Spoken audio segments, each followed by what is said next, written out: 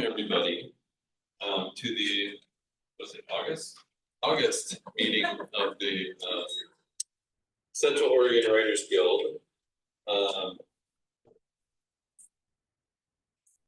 I'm Mike Cooper. I'm the president of the guild. I'm going to go over some of the stuff that's on our website here. We'll check in with everybody, see if anyone's got any announcements. We're going to have our featured reader, and then we'll have Grace Bialecki, our presenter, immediately after all that.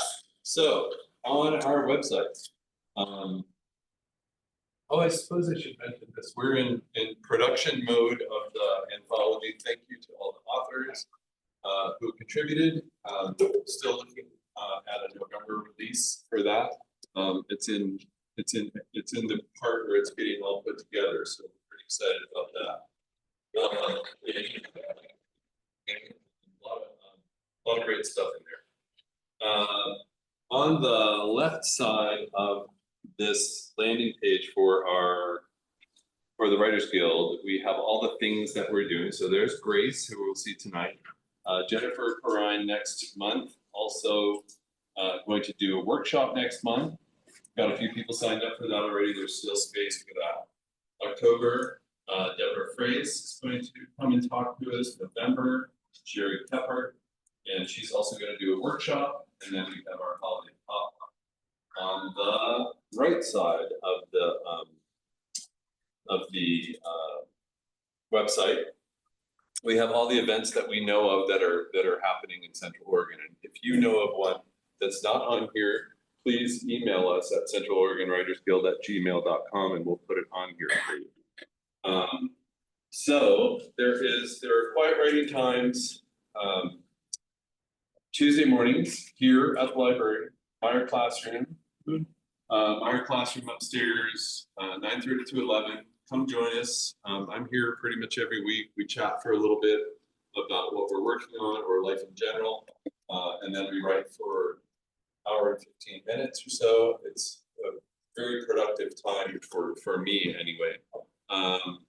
Barber Library will probably start back up as soon as school starts, but they're still doing Shut Up and Write at Fox and Fern Coffee on Wednesday afternoons. We have listings of all the events, so we're up to the 12th year. Author readings, Crane has got her monthly poetry play shops. Miriam Gershow, who she was here last year, and I think she did a flash workshop. Great stuff, and I talked with her at the Willamette Writers Conferences a couple of weeks ago. It's worth, if you're not, it's worth coming and seeing Miriam. She's going to do this revision strategies. It's worth driving up to Redmond for. Lone Pine does poetry night on the 3rd Saturday of every month. This is another one of Crane's things, 3rd Thursday, spoken word night. Apparently Commons is closed next Thursday, but they'll still do the one in Redmond. But normally that 3rd Thursday is at the Commons here in town. September events coming up. There's a crime scene manuscript workshop at Redmond. We've got Jennifer there. Again, Crane stuff. Joe Mirich is going to come talk to us. We had him scheduled for this year, but because of the writing conference, we picked him into next year. But he's doing an online deal, successfully promoting your book. Really interesting guy. I talked to him for a good hour online when we were getting him lined up here. So it's worth zooming into that. That's not a local event, but because he's coming here, I decided to include it. Pacific Northwest Writers Association Conference in September. Sisters Festival of Books.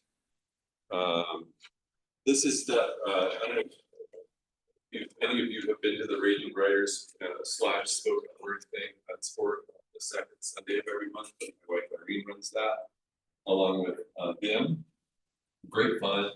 She does writing prompts. You come up with something, and then you may or may not read, depending if you want to or not, do the spoken word, doing the, that's a really good little condensed process there. This Lost in Place Nature Writing Intensive is Ellen Watterson through High Desert Museum. What else do we have here? We've got a couple of events coming up. So the Recollective is a year-long guided cohort for memoirists with Jessica Hall. Gosh, Bill. Yeah. I'm sorry, Bill. And then my wife, I, and Ellen Santasir do a 10-month-long creative writing program called Forge, which starts September 27th. And we're still taking applications for that. And then Kat Mattingly's got a event coming up there. Central Oregon Writers Conference, still on board with that. They just announced the speakers for that. And I'll get that out in an email to you as soon as we're confirmed on that. We are offering let's stop share and share again here. We are offering a scholarship or scholarships to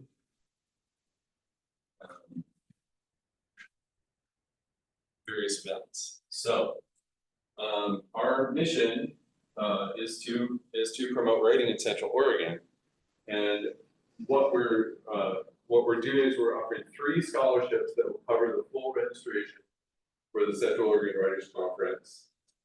Those submissions are due September 30th. And what we'll do is we'll get those to the directors of the program. They'll go through there and they'll pick 3. Okay, we've already got some. I sent this email out a few days ago. We've already got some applications. And then we also have 2 scholarships for up to $1,000 each for a Central Oregon-based writing class or workshop. With Forge, we have the Recollective, we have Ellen's thing. I just was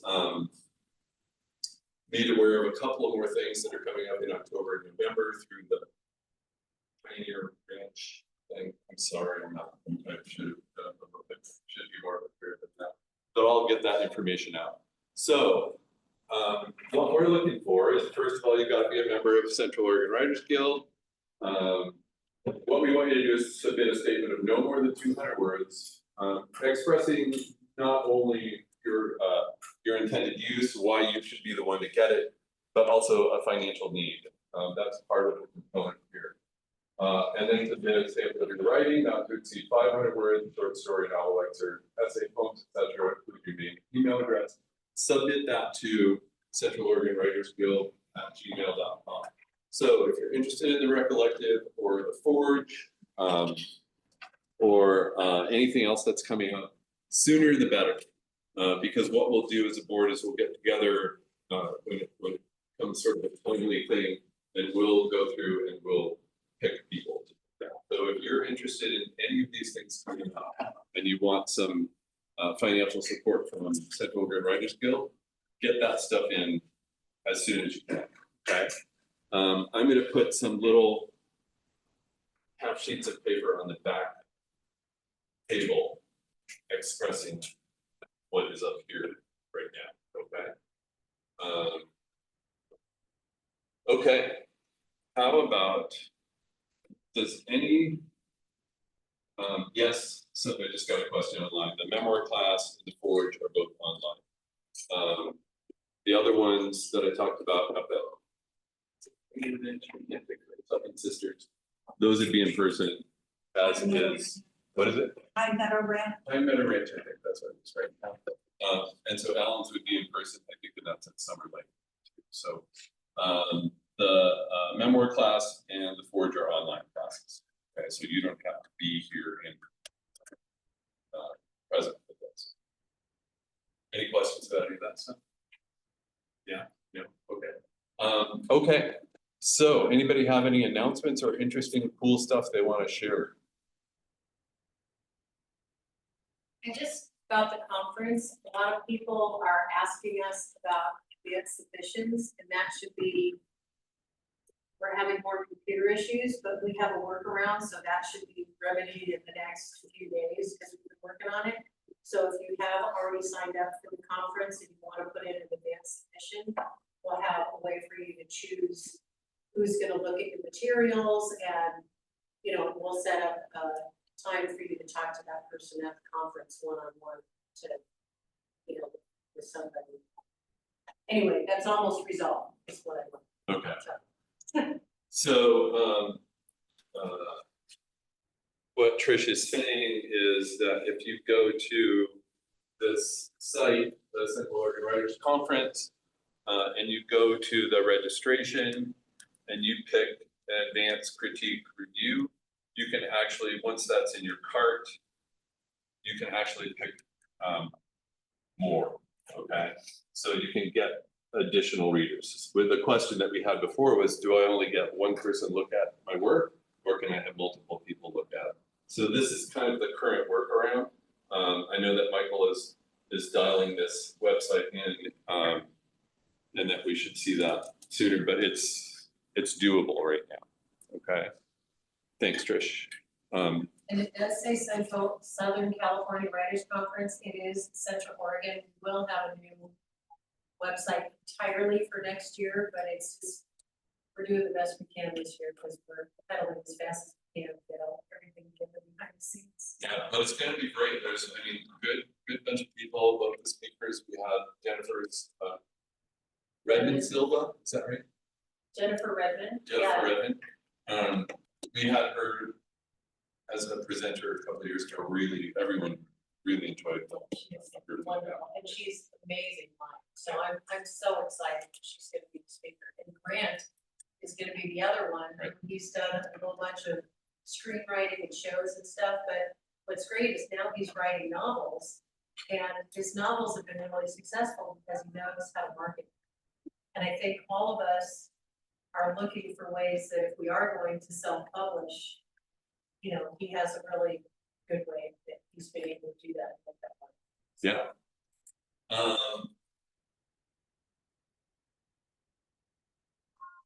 You're right. Yeah. All right. Hi, How are you? I'm well, how are you doing? Hi, I'm Crystal Bradley, this is my husband, Jason Bradley, and we are with Ben Locals Magazine and Redmond Locals Magazine. These two publications are brand new, they're coming out in November, they'll be delivered to everybody's mailbox in Redmond, Sisters, Sun River, and Ben, so very wide distribution. And the reason we're here is because we're looking for local writers. Our magazine is very local focused. We're looking for a multitude of voices. So that could be short stories, that could be poetry. We're also looking for writers to provide content on happenings in the area, Central Oregon, fun places to visit. We have a lot of categories: health and wellness, beauty and style, family, kids, pets, events, music, volunteer, community. So if anybody is interested in writing, or if you've written something that you think would be an interesting addition to our magazine, we'd be really happy to see that. So we do pay for your work, and we publish it and give you credit. And so I have some, there really are media kits that my card is in, and I'll put it on the back table. So if you have any questions, if you're interested, we would love to hear from you. So we're trying to approach our magazine a little bit differently than other publications in the area. We just really want lots of local voices, a little better. So if you have any questions, you can reach me. How can we reach you? I'm gonna have my card is in these little packets that put back there. I only brought 10, but I'll send Mike our information. So if you don't get one and you want one, he can pass it on to you. Yeah. Thank you. I'm gonna put these on the back Great. table, and Great. yeah, let me know if you have any questions. It's good to get published. It's really good. That's when you can say you're a professional writer. You get paid.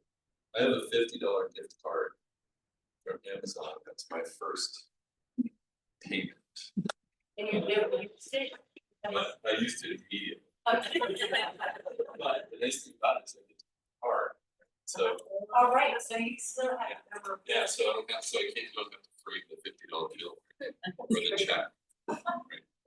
Anyway, who else? Anybody else? Amazing things?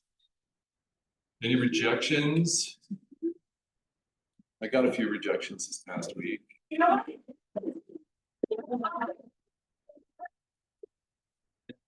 You don't get rejections unless you submit. And when you get published in their magazine, that's one more thing to put on your query letter for where you know, where you've been published, right? So they know you have professional level, right? Okay then, I'm gonna pass this off to Mary Krakow, who is our featured reader coordinator, and she's going to introduce our featured reader. Yay, Mary. Thank you. Pretty good turnout for wow. So every month we have a featured reader come and read for 5 to 8 minutes. It's a chance to read something you've written in a supportive environment. So for tonight, we have Janice Sweebelman. She is a poet laureate of her own backyard in the northwest part of Bend. She writes poetry and prose that is truth-telling, whether memoir or fiction. She likes collaborative literary efforts with musicians, theater people, other writers, and anyone she passes on river paths. One of her favorite quotes, which is by poet Muriel Rookhauser, "Listen, listen, truth gets into it. The world is made of stories, not of atoms." Please welcome Jana Sweebelman.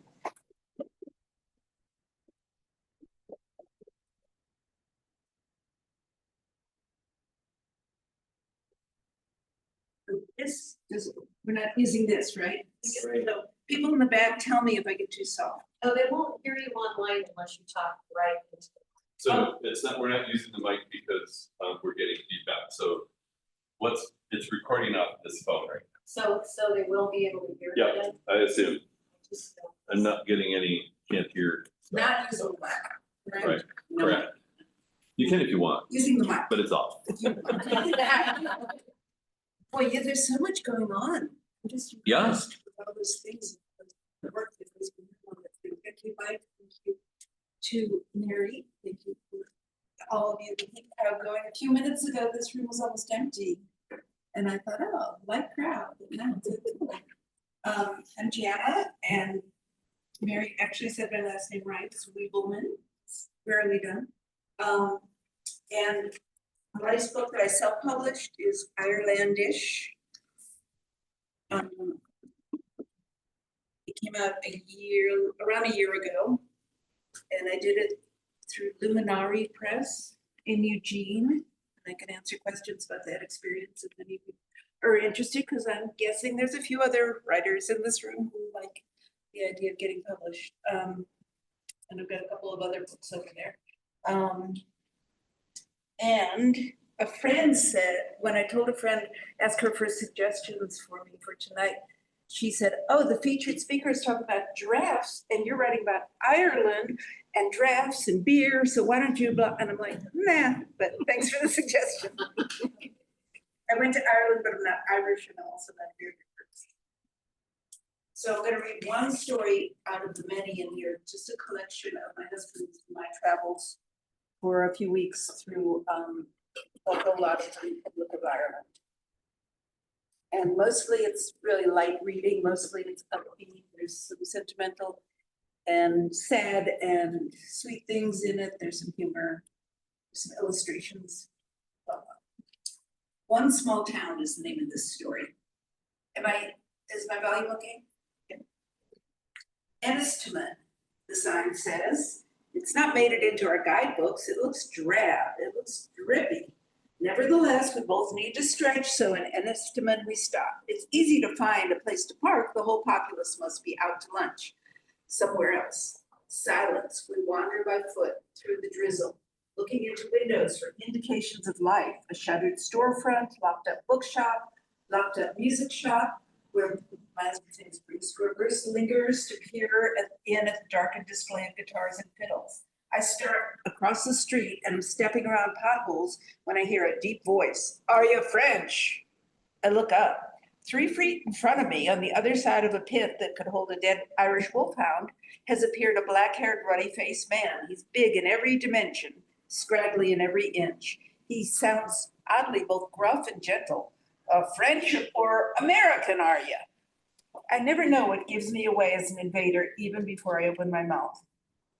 Bruce appears next to me, takes my hand, and we identify our origin. The man claims his home is New Zealand, This is a boring town, he volunteers, 1,000 people. Nothing interesting at all in this town, only the Cascade, the only thing here.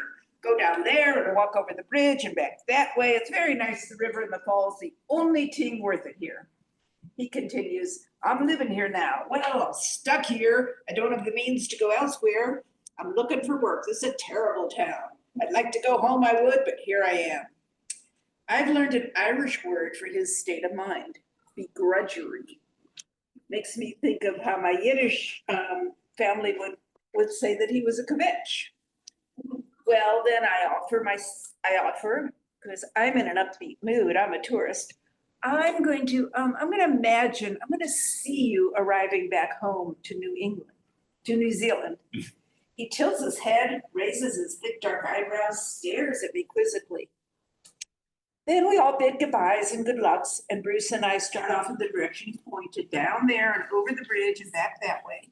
A narrow street takes us to a sign, the river Enoch, a low, skinny waterfall, anemic as waterfalls go. Here I make good on my woo-woo declaration. I visualize our homesick acquaintance leaning against the railing of his ship, being pushed by strong winds away from Ireland.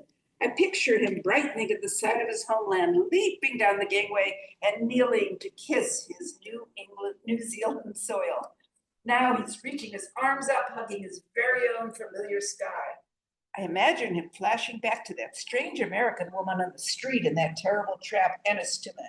And for a moment, he's thinking, could the odd thing she said have anything to do with his blessed homecoming? I say it did. But I leave my vision bubbling in the water below, and we retrace our steps through the quiet lanes. Gradually, I'm moping along. Oh, how classic, how sad. A place where a person gets stuck. Yeah, what a dismal town. You can see he's right. It's wan, worn, devoid of animation. The very stones of the buildings here are weary, no colors. Even the weeds don't flower. The air itself here is gray. I remember the stomach ache of homesickness. Try to skip a little bit in terms of time, so it's a condensed version of the story. Turning a corner towards our car, we suddenly hear musical chatter, the lilt of children's voices, eager sounds. They're calling to us. Take our picture. Will you take our picture? One of all of us, and one of me, and of me, and of me, and one of me. 4 girls of varying heights are now beside us, bouncing on the footpath. 3 are redhead, 1 is chubby and tall, 1 is dark, 2 are tiny, skinny. Their freckles, ponytails, pigtails, skirts. All are smiling, jumbled in a clump with 2 bikes. Sure, Bruce says, readying the camera. In exchange, I interject, I'd like you to tell us, what do you like about your town? The swimming pool, they all exclaim, pointing up the hill to the old stone building on the corner. It's labeled Community Center, CENTR. There's a pool, one says, and snooker, says another. For a silent split second, they hold still and smile sweetly, toothfully toward, what? I heard it. For a silent split second, they hold still and smile sweetly, toothfully toward the camera. Then they resume moving in a cloud alongside us, pushing and pulling their bikes, blubbering and bobbing along, answering more potential questions than even I could ask. My name's Erica, and she's my sister, and we're sisters, and she's my cousin, and she's my cousin, and she's her sister. We're Connors, but they're Flanders. Well, we're all Burns, Doreen, Jane, Mairead. I have a sister named Ona, and one named Mary, and another named Stephanie, and another named Fiona. And I have a brother named Aiden, and one named Patrick and Connor. I have 7 sisters and 3 brothers. I have 5 brothers and 2 sisters. And I'm going to New York, and I'm going to England. When we stop our car and open the doors, the girls collide with each other just short of jumping in with us. We all laugh and wave, call goodbyes, wave more. As we pull away, I feel in my bones, what a lovely town is Ennistimon, and what a grand day to be in it.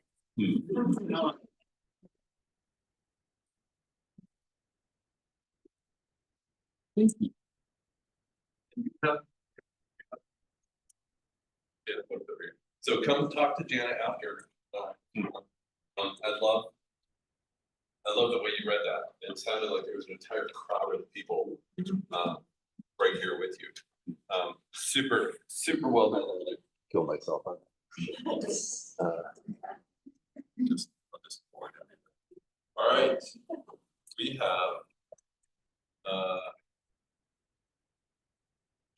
Grace Bialecki with us tonight. Grace Bialecki is a writer, workshop facilitator, and meditation teacher who helps people be present in their lives and with their heart. Her work has appeared in numerous publications, including The Millions, Catapult, and Epiphany magazine. Grace is the co-founder of the storytelling series Thirst, the author of the novel Purple Gold. And Grace has done at least 2, if not more, workshops here at the Deschutes Library. And the reason that she's joining us tonight is because I've gotten feedback from people that she's so amazing. So I'm looking forward to having her. And without further ado, let's. Okay, we gotta switch the audio, Grace, so don't start yet.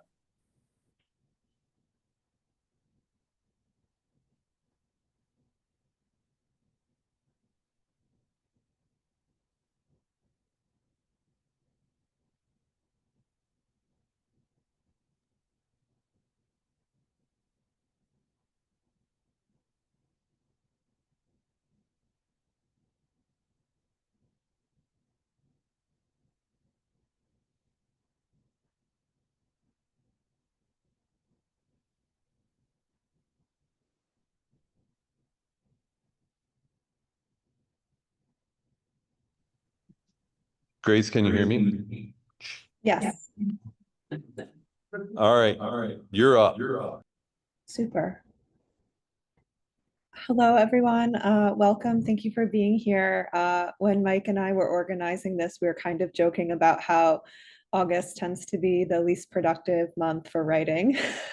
So for better or for worse, I just appreciate that we are all here and able to share this time together. Thank you also to Mike and Becca and whoever else is behind the scenes doing the AV tech. I have done hybrid events before, and I know how challenging it can be to organize all of that. So I appreciate that.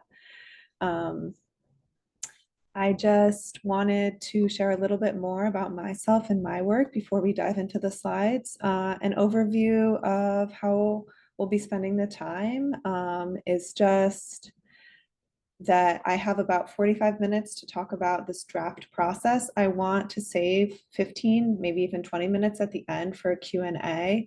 Mike has generously offered to help me facilitate that. Ideally, those questions, if you folks see at the bottom panel, there is a Q&A button. So ideally, those questions are going in there. It just helps us keep track of them. That is that. The only other thing I wanted to mention is that, as my bio suggests, I am both a writer and an editor and a workshop facilitator.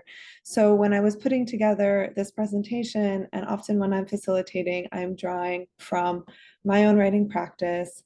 I'm also drawing from feedback I've been getting, work I've been doing with my clients, questions students ask in my classes. So this is all coming from a combination of that. That said, I always like to say that we are our own writers. We each have our own writing process, obviously. So really just welcome you to take as much or as little from this as you like.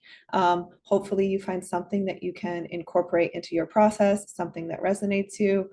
Please, come with an open mind. At the same time, I'm not saying that this is the exact perfect process that we all need to do, because I just want to acknowledge that we are all different humans and we are all different writers, and that is a wonderful thing. So without further ado, I think we can get started, and I will present, and then we'll have some time for questions at the end. As we get into that, I just want to invite any of you folks who have been sitting to take a moment to stretch, maybe connect with your breath, do anything that will help you be present as we move into this discussion. Mike, what do I need to do? Do I screen share or do you screen share?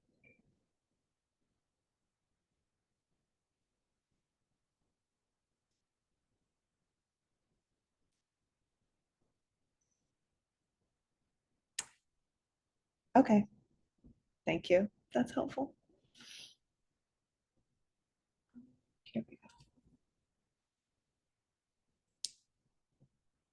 go. Just taking a moment to get this all set up. Here we go.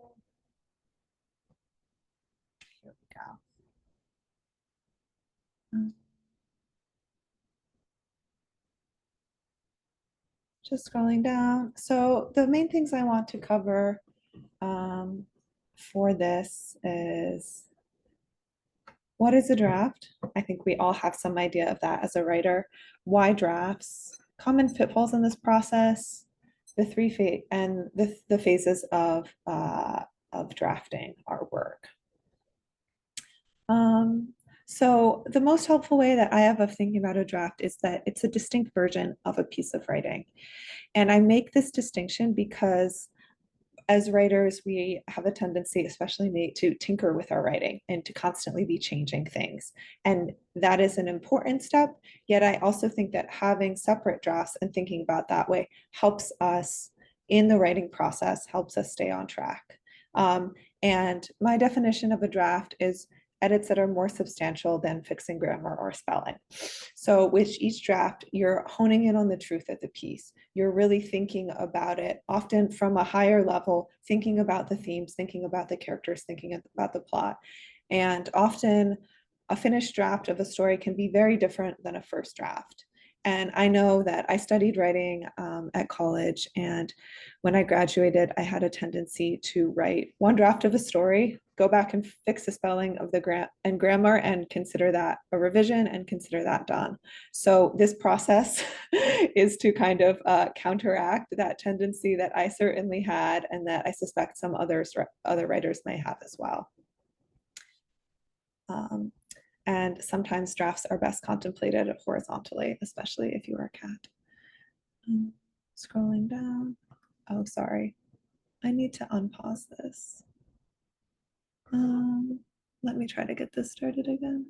Here we go. That looks better.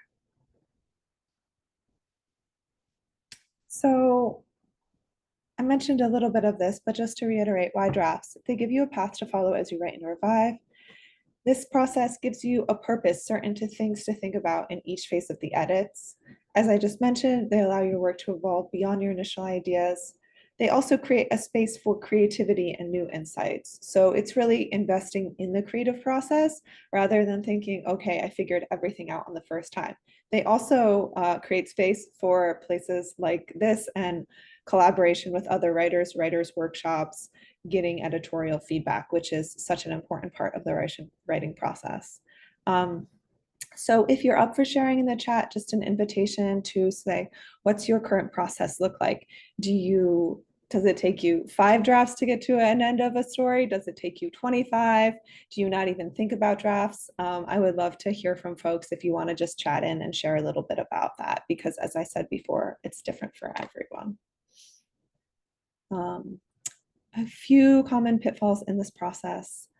Line editing, which some of you may know means fixing small errors instead of the thinking of the big picture. So that means, as I mentioned before, getting into spelling and grammar, fixing sentences that quite honestly might not even end up in that final draft.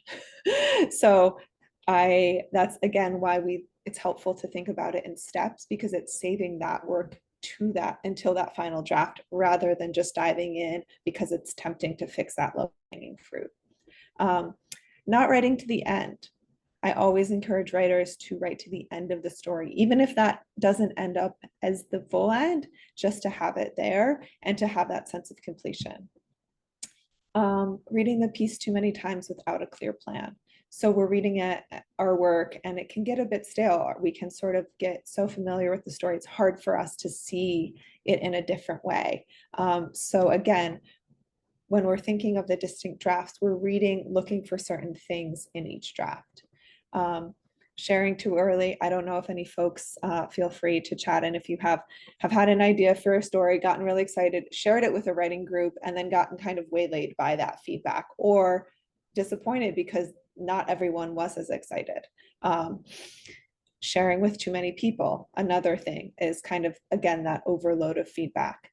Not asking for specific feedback can be another issue when we're going through that draft process.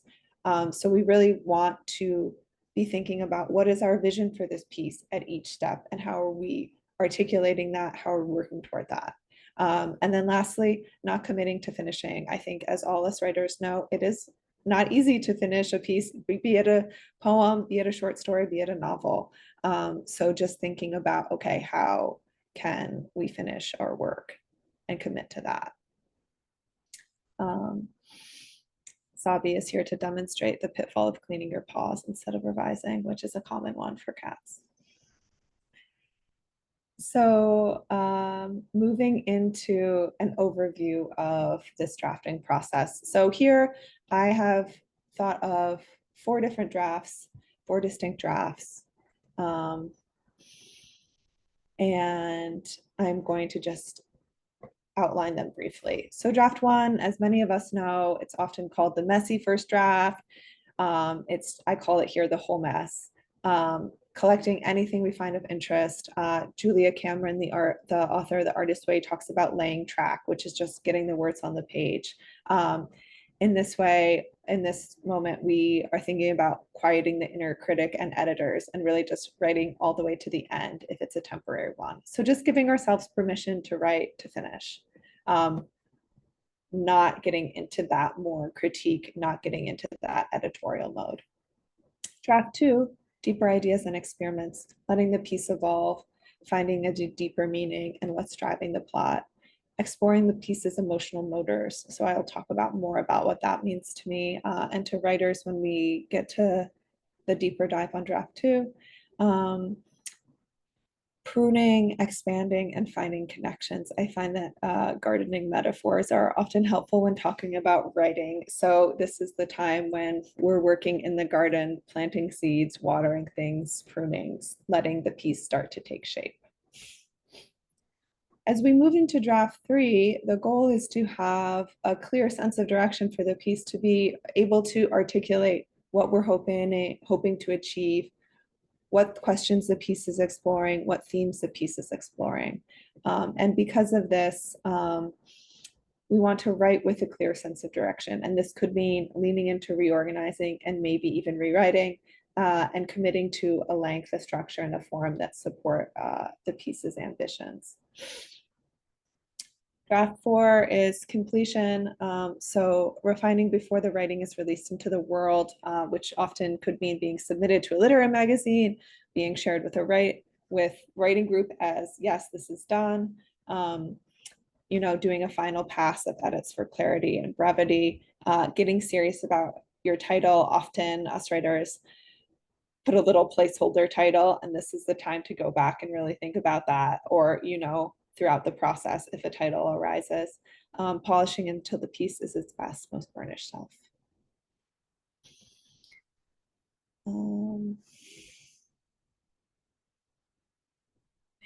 So for each of these drafts, these are the distinct drafts, and I would just say that that doesn't mean that there won't be changes and revisions within that section of draft 3 or that section of draft 4.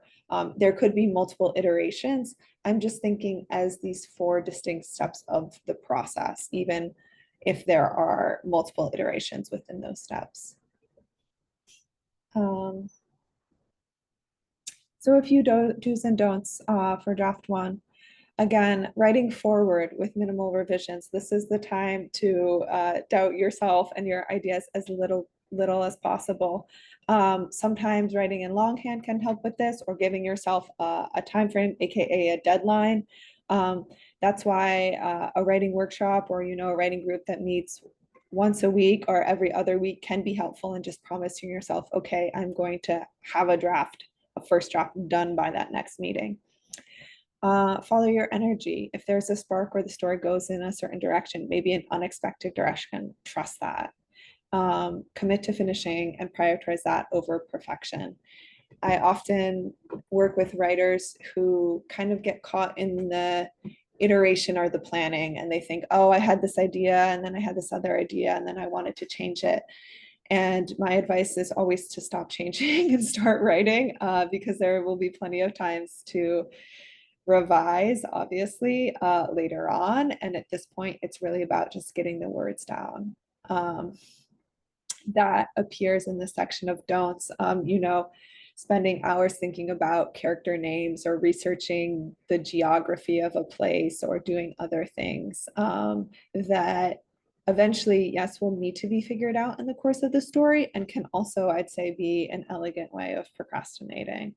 The same goes with fussing with punctuation, or as I mentioned before, starting to fix the piece on a sentence level. Well, really, we're just at this phase of getting the rough idea down.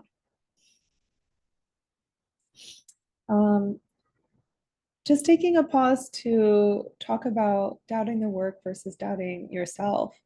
So as I mentioned, this early phase, it's very helpful to doubt yourself as little as possible and to believe, okay, I can finish this draft. And so doubting the work, on the other hand, is helpful to the writing process, because it can help you improve it.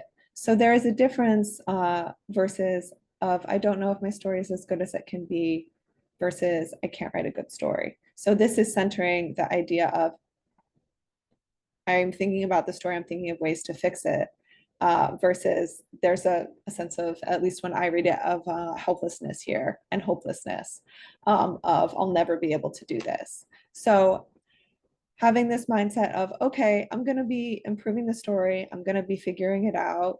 It might not be perfect when I'm finished, yet at the same time, I'll have gotten something out of that process. And I would say that the inverse side of not doubting the work enough is, like I mentioned before, of just writing a single draft and saying, great, it's done, I figured it out, let me just do a quick spell check and be on my way. So I do think that we can work with that doubt and ask questions about our work, try to see it from that editorial eye, it will ultimately make us better writers. Moving on to draft 2, these deeper ideas and experiments. Can be very helpful to take a break, then read the piece straight through. Printing it can be helpful. For the longest time, folks mentioned try just putting the piece in a new font, and I thought, oh, that would never make a difference. And then I finally did it, and it did. So trying that on. Pretend like someone else wrote the piece and imagine what feedback you would give them. So imagine you were just handed that piece as part of a writing group. How would you look at it that way? That's creating some distance between your writer self and your editor self. So we're moving more into that editorial phase.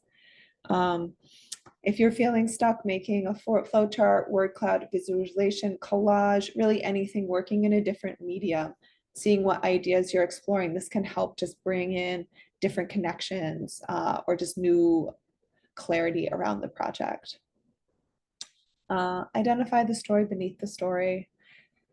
That brings me back to the phrase I used earlier, emotional motors. So for me, an emotional motor is what's driving the action beneath the story.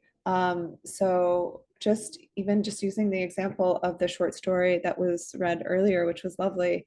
To me, that story was exploring a bit of the sense of place. And there was this woman who's a tourist, who was visiting Ireland. There's this other man from New Zealand. So some of the emotional motors there could have been identity, could have been that feeling of being far from home, of being trapped in a place.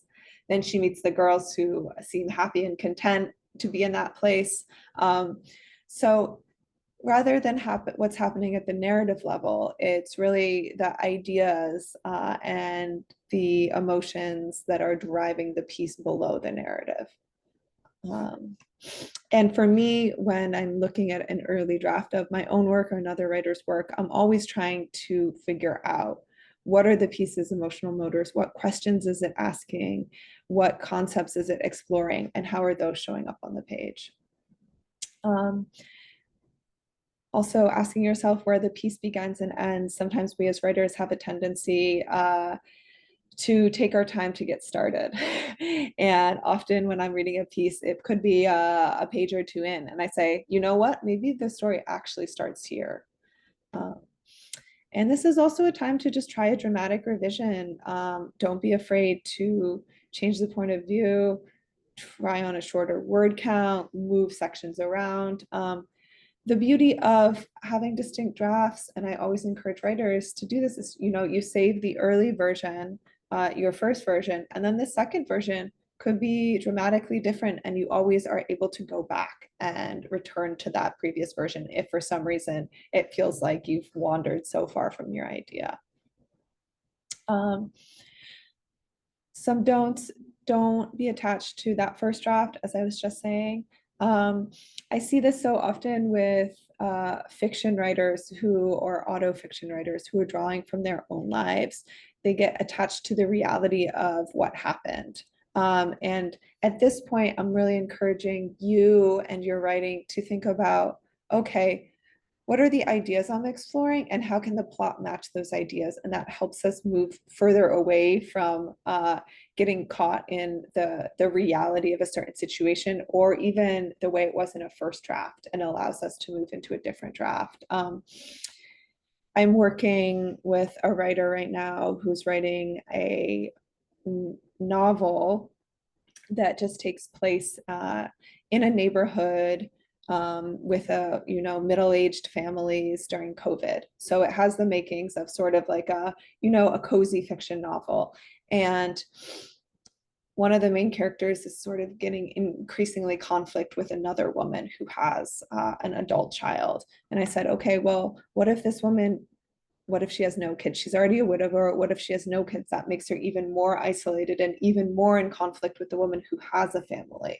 And so, because the book is starting to explore those dynamics of one character who's surrounded, by family, and another character who isn't. So as the writer has come to that place with the project, she's able to hone in on that and make decisions that start to solidify those ideas into the piece. And lastly, don't worry that it's still not perfect. That is something to worry about for the final draft. So again, just giving yourself some space to still be working, and some space to quiet the inner critic and not get too caught up in those tiny details.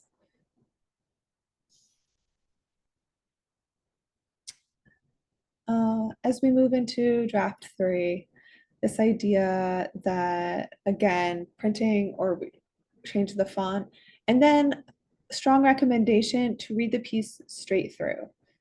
Again, as though it were something that you were reading in a literary magazine.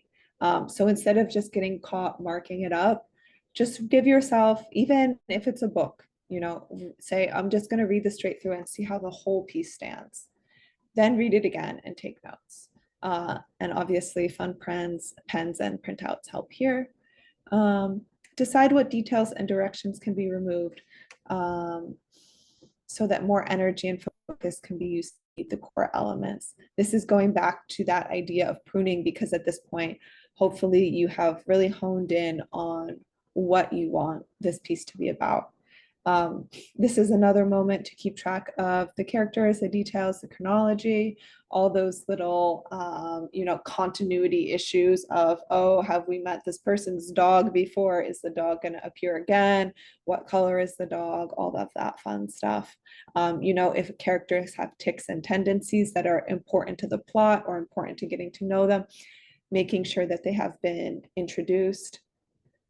One of my early editors once told me that I, quote, ambushed the reader with details, which meant that in a moment of action, I sort of put in some backstory or some details that would help explain it, when really those details should have been before that. So making sure that you've done the setup work so the plot can unfold. And it can also be helpful to rewrite sections instead of revising them. So especially with longer projects, often we just simply become better writers over the course of the project. So if we have a problem section, rather than fussing with it and kind of getting into those minute revisions, I often encourage writers simply to just rewrite it. You know what needs to happen, you'll know what that action is, and it can flow a lot more naturally if it's just a fresh start. If you don't question decisions you've already made. For the most part, we want to be moving forward in this process, not backward. And don't reread the entire piece too often. It can be helpful to work on one section or even like one character or one theme at a time. Again, rereading the entire piece can have diminishing returns. You know, we get too familiar with the work, or maybe we're not seeing it with that editorial eye.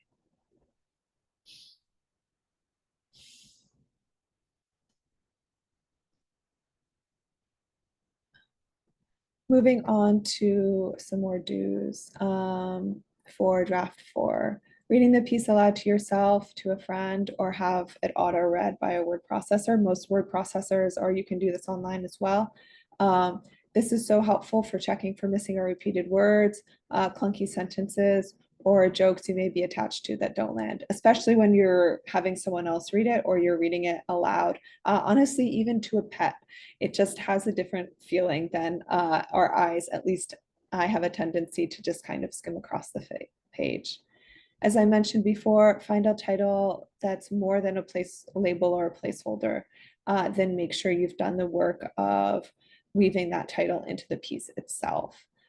So especially in a poem or a shorter piece, a title can really be a way of adding depth, of doing some backstory and kind of grounding the reader in the piece. So thinking about titles, it's not an easy task.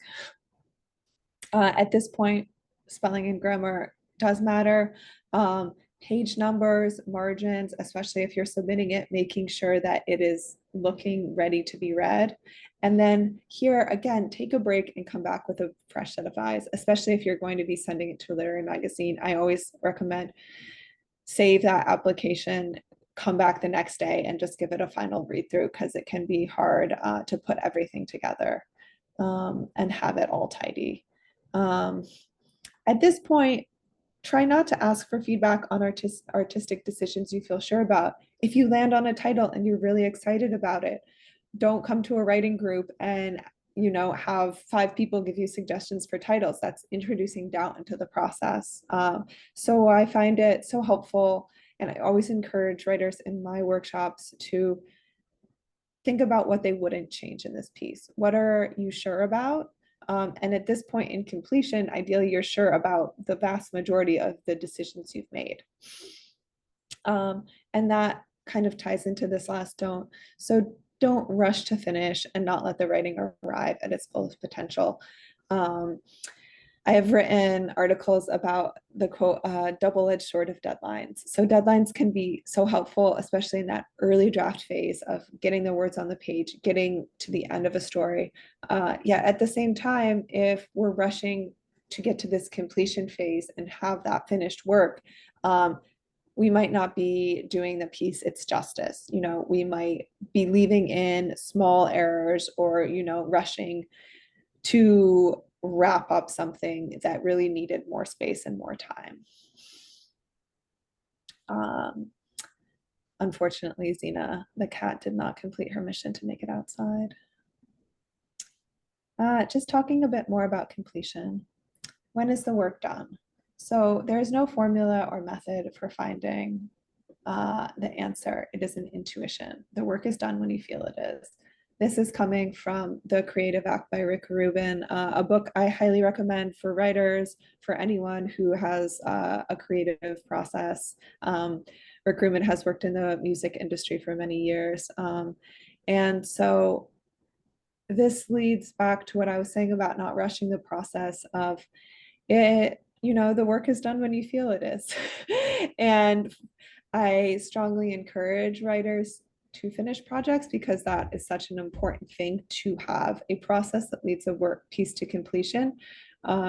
Yet at the same time, I think it can be hard as a writer to have that clarity and to have that surety. And I certainly know that from books I have worked on. One of my writing professors when I was studying said something that I often think about, that the danger of writing our first book and revising it is that it will become our second novel and our third novel. So at the same time, thinking about, okay, how is this project encapsulating who am I as a writer, who I am as a writer right now? How am I able to finish it in a way that feels complete and whole and authentic? And also know that surely you will have grown in the process, and maybe your next piece will be able to explore those new ideas or explore those new techniques you've been doing, rather than going back and trying to incorporate them in the old piece and trying to rework that.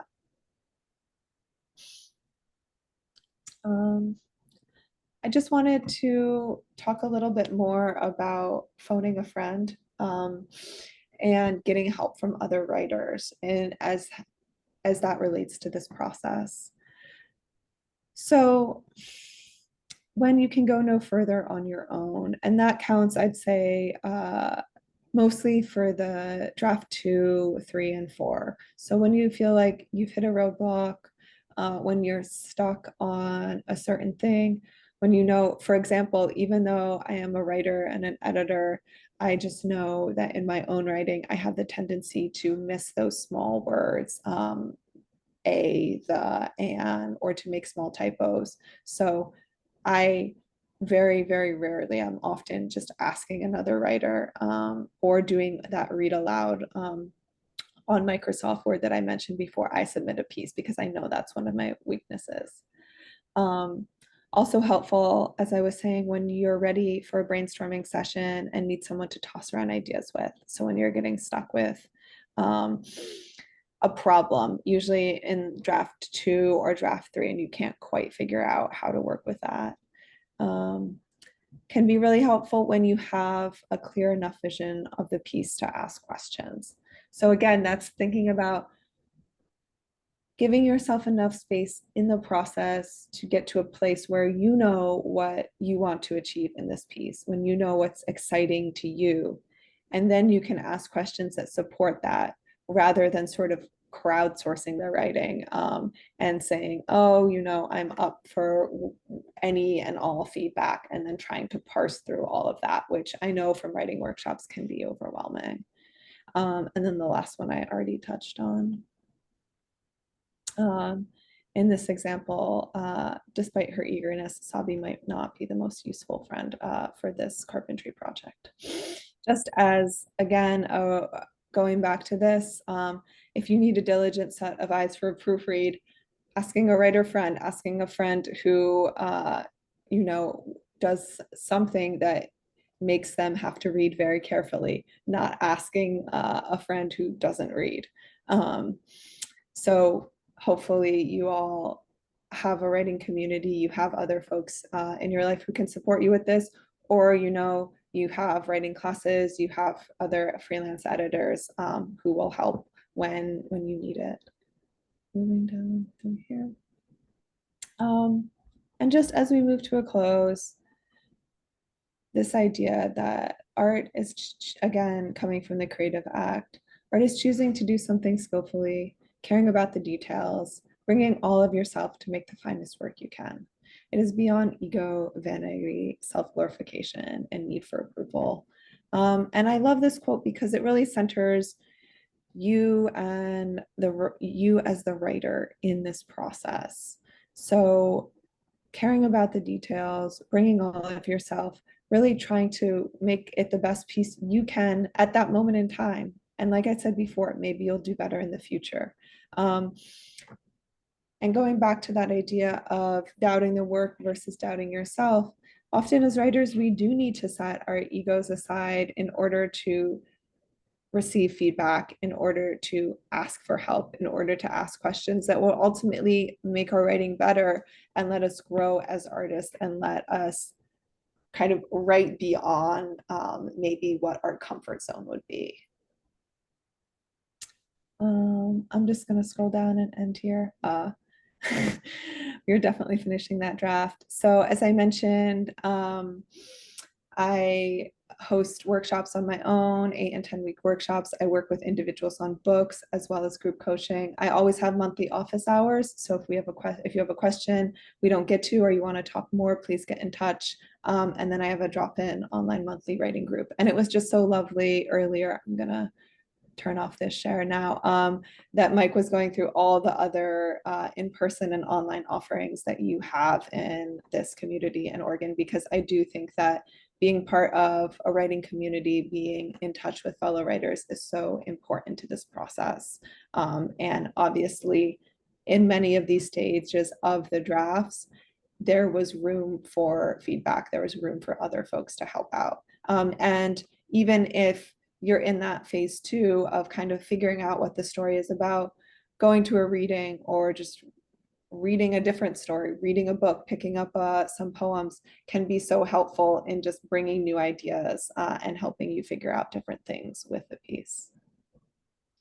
I'm going to pause there and switch over to questions. We have plenty of time, so please let us know. And everyone is putting the questions in the Q&A, so I'm just going to take them as they come. What happens when you think you are in chapter 4 and you hit a brick wall? Great question. I think that we have likely all been there at one point. I would just encourage you to write past or through that brick wall in whatever way you can. If that means skipping ahead to another chapter, if that means having a brainstorm session with a friend. I often find my most productive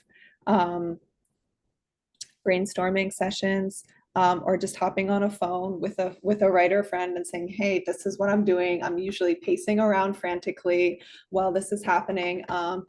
And we're just kind of throwing ideas at the wall. I would also say that at this point in time, you know, if it's just a first draft, saying, I'm just going to write a terrible version of the next chapter and that, you know, get past it. So really anything that helps you to just keep moving forward. I would love to hear in the chat if any other folks have ideas around that, of what do you do when you're stuck, especially on a longer project.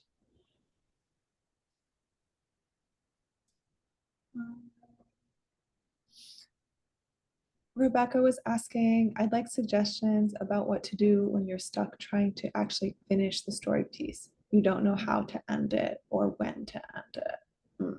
That's a great question. So you're in the process of writing a story and maybe you've gotten, you know, you have some idea of what you want to finish. And you don't know exactly what is going to happen at the end. Sometimes, and I mentioned this when we were talking about draft 2, just getting out of that writing mode, getting out of the desk and the computer, switching up mediums. Maybe you have a pen and a piece of paper and you do a little flow chart of possible endings. You know, maybe if you are more visual, you do a sketch pad or something like that and you start sketching. Even just going for a walk I find often a lot of my writing problems are solved as soon as I stand up from my desk.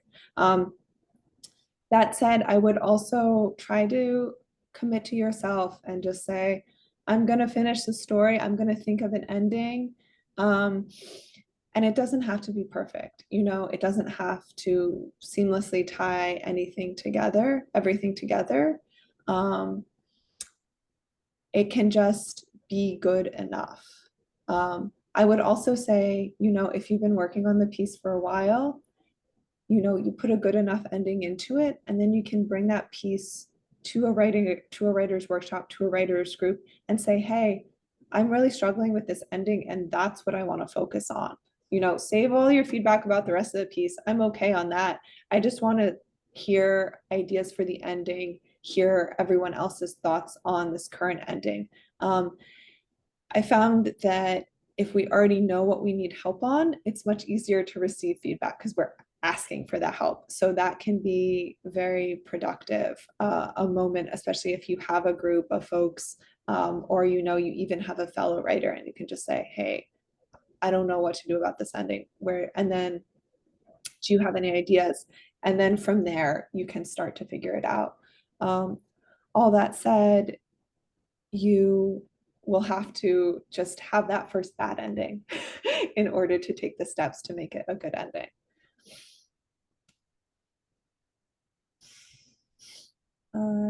Nadra is asking, I'm stuck but not entirely. How can I change the plot to a different city?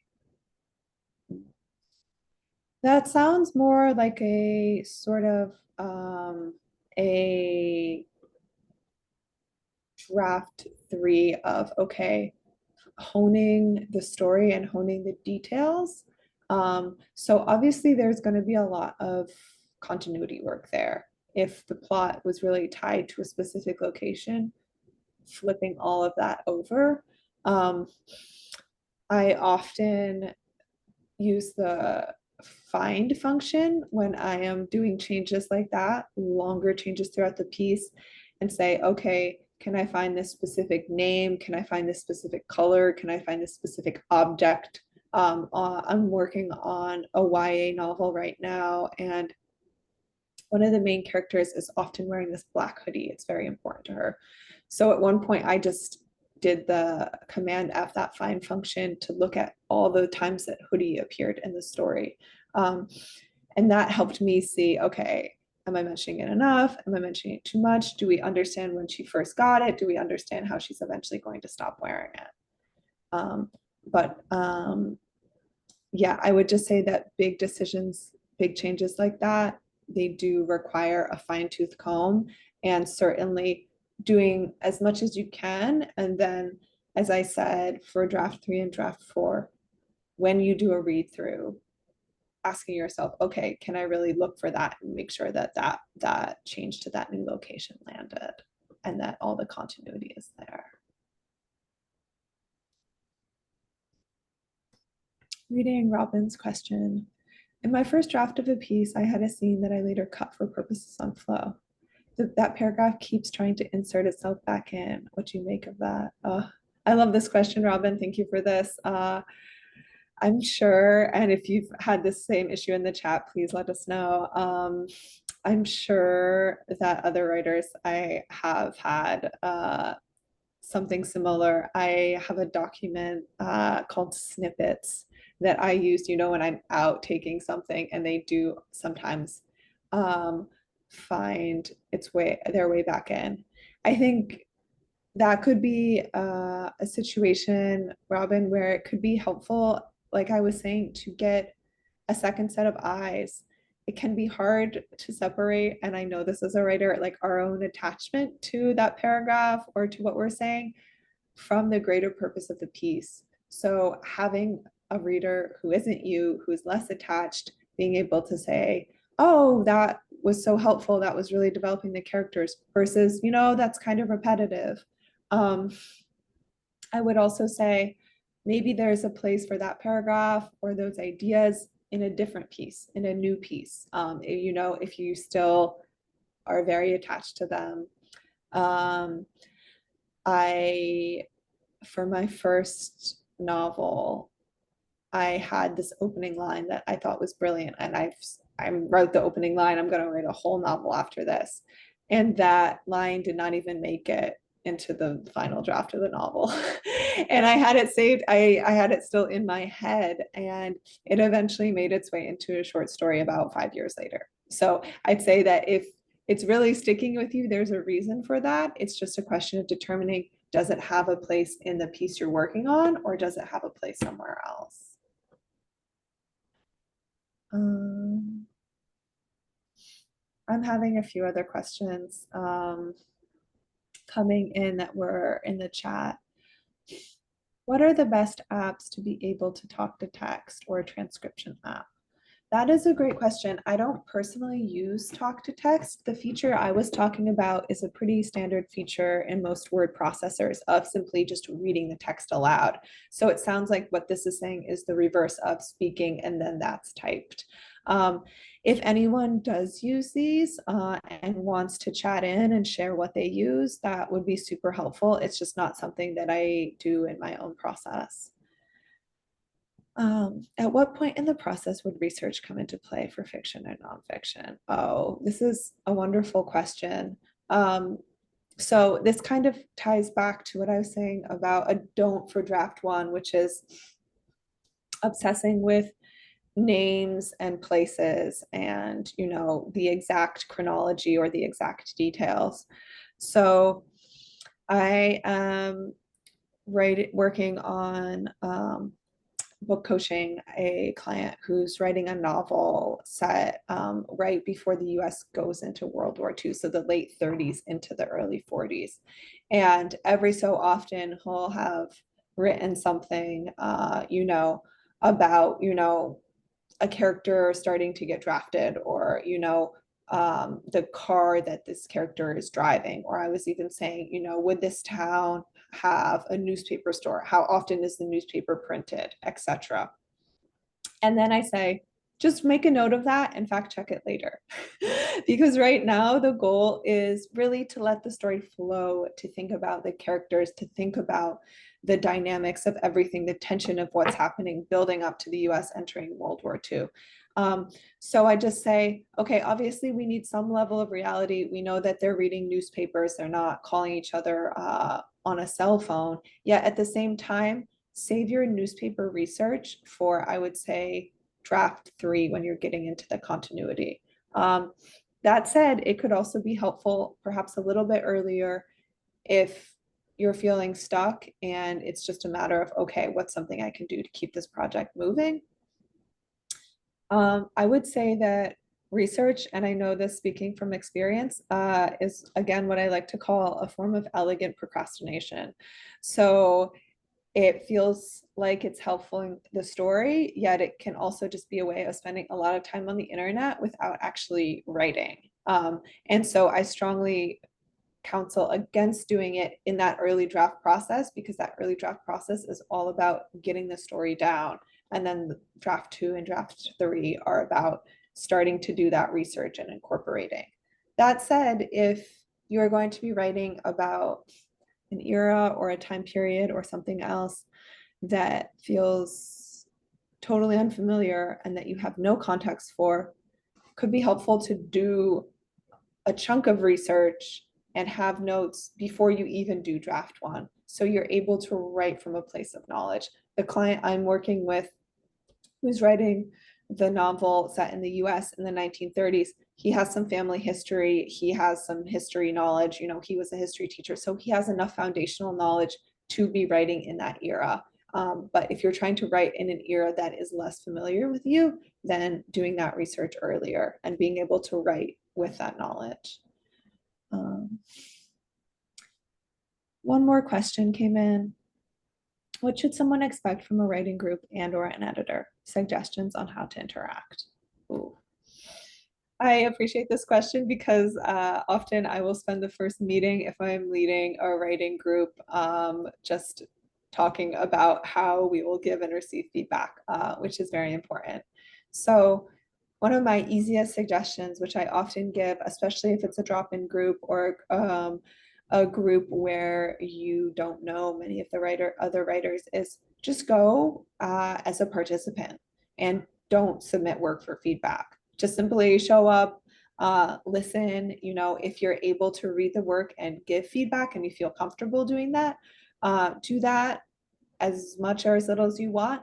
But really just go as a test run, get a sense of the group, get a sense of how they function, and ask yourself, okay, would I be comfortable bringing my work here?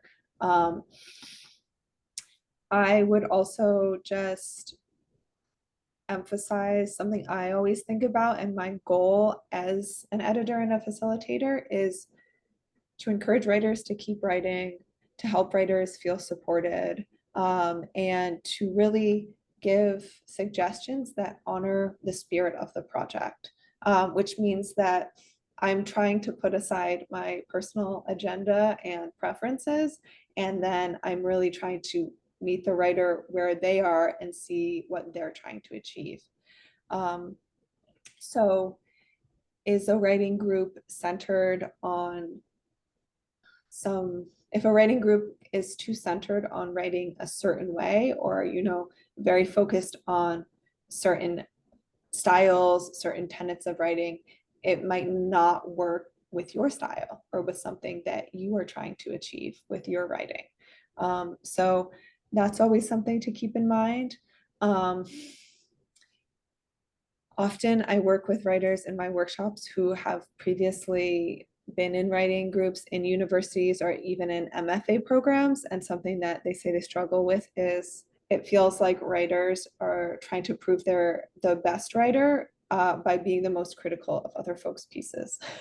And so to me, that is very problematic because it doesn't, one person's opinion and getting very specific about what they want in a piece is not necessarily helpful to what the author wants and what the author is trying to achieve. So when I'm facilitating, I'm always trying to frame the conversation so it's focused into the author's intent. I'm just gonna put that pin in the writing groups and then move on to an editor. So very similar to an editor, I would want, and I have worked with editors, I would want that to be a collaborative process where the editor, it feels like they are understanding my vision for the work, where they're not making suggestions or changes to the text that feel not arbitrary, but, you know, kind of more centered on their style and their opinion. If you are working with an editor, you can always ask for a sample edit. You can always have a preliminary call and talk through your ambitions for the project and just see how they receive that. But just to sum up this, which has felt a little bit rambly, and I apologize, I would just say that, especially in a writing group, remember that we are both giving and receiving feedback, and have empathy for the other writers. Even I, who have been doing this for decades, still kind of cringe when I get red lines back from an editor, and it never, you know, receiving feedback is difficult. So just acknowledging that and being mindful of that when you're working in these spaces and with other writers. We had some info about speech to text. Someone was saying Whisper AI from OpenAI is really good. It does not keep a copy of what you tell. It does not, but be careful, it does not keep a copy of what you tell it. Yeah, AI often does that for training. I'm just going to see if I can paste that into the chat. Maybe not. Nope. Okay, thank you for that. And then Roberta, hi Roberta, was asking, when, if ever, can elegant procrastination prove useful to a writer? I think elegant procrastination can prove useful as, again, when I said if you feel at a creative block, so going back to that example of doing historical research, taking a break from the creative process to do that research, to reincorporate that into the novel or the story itself. So maybe I would just say a procrastination break, and then returning to the structure and the framework of the project. And once again, committing to that, committing to finishing, maybe giving yourself a deadline. In a workshop I was leading recently, one of the writers is working on a YA fantasy, and she said, I realized that I have spent months trying to figure out all the rules of this, you know, how does the magic work? How does things work? What's a map that of the whole story is going to take place into? And she said, what I'm realizing is I just need to write it and I'll figure out those things as I write it. And so I think that, yes, you will have to write and perhaps take a pause. Sorry, my light just fell. Take a pause and then write some more. Yet if she just got so consumed in that world building and never got a first draft done, then that would not be serving her anymore. Just checking back. Any suggestions on process? What's your writing process / practice? That is a large question. I would say that it's pretty similar to the process that I outlined, because a lot of it did come from my own practice and what is helpful to me. I also, and I talk about this in an accountability group I run, I'm a large fan of having a writing plan and really knowing what you're working on in a draft. So even if you have this 4 draft process, saying, okay, I'm in draft 3 right now, I'm going to check for continuity. You know, I'm going to, as I mentioned that dog before, I'm going to make sure that dog is appearing in all the scenes they need to appear in. Checking that off the list and moving on to the next thing. The next thing I need to do is I need to find someone to read this and let me know about this character arc. Can I find this person? So for me, writing is obviously a very creative act. And then within that creativity, we need to give ourselves some structure. So we're not just kind of wandering around in the creative realm. And as any of those folks who have worked on a novel or a long project know, it can be hard to keep track of everything. So I know that when I'm feeling overwhelmed as a writer, I try to break things into small steps and just say, okay, this week I'm going to do these things, because time is a limited resource. And when we sit down to write, when we have that time, it's wonderful to be able to make the most of it and feel like, okay, we're really going to be able to get into our work. And it is a lot less wonderful to be, and I know this speaking from experience, spinning the wheels and trying to figure out where we left off and what exactly we're trying to do with this piece. So I guess my closing advice, and this is related to this draft process, is really knowing where you are with your work, knowing what the next step is, and having a sense of how you can move it to completion, because that is such an important thing to prove to yourself. And I remember this from my early writing, to prove to myself that I could finish something. Even if I go back and I read those short stories now and I am not impressed by them, you know, at least I was able to revise them to improve it beyond that initial idea and get it to a place that felt done to me in that moment.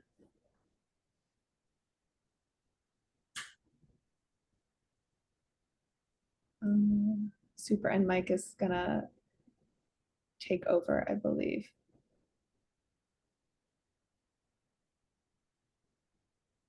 Or risk opening his microphone. So we're gonna have to deal with that. Can you hear me, Grace? Yeah. Yeah, okay. Oh. Oh, you did? Oh, okay. Yeah. Yeah. So that's everyone thanking you. Thank you. This has been great, good information. We'll share your slides on our website. As soon as this recording comes up, we'll put that on there and then we'll share your slides. And I'll be in touch with you in the near future. All right. Thanks for the Greatly review. appreciated. And we have Grace's contact info, her website. So if anybody wants to get in touch with her. Okay. Yeah, please do. Thanks everyone who showed up online as well. Those of us who are here in the room are gonna eat cookies and drink coffee and socialize. And you can do that at home if you bought cookies. Okay. All right. Thanks. Thank you, Grace. You're All very right. welcome. Bye All right. now. Bye.